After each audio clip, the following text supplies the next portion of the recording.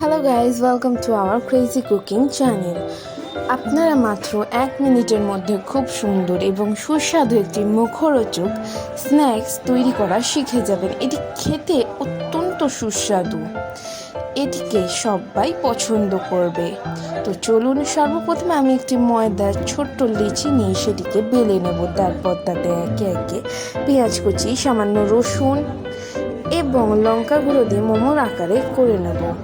তারপর সেটিকে ব্রেড ক্রাম্বসে ভালো করে কোটিং করে নেব। তারপর একটি কড়াইয়ে সাদা তেল গরম করে সেগুলিকে একে একে ছেড়ে দেব। সেগুলি ভালোভাবে ভাজা হয়ে গেলে দেখতে হবে বেশ লাল লাল হয়েছে কিনা। সেগুলি বেশ লাল লাল হয়ে এলে সেগুলিকে তুলে নেব। তুলে নিয়ে আপনারা যে কোনো সসের সঙ্গে খান এবং আমাকে কমেন্ট করে অবশ্যই বলবেন কেমন হয়েছে। Bye bye.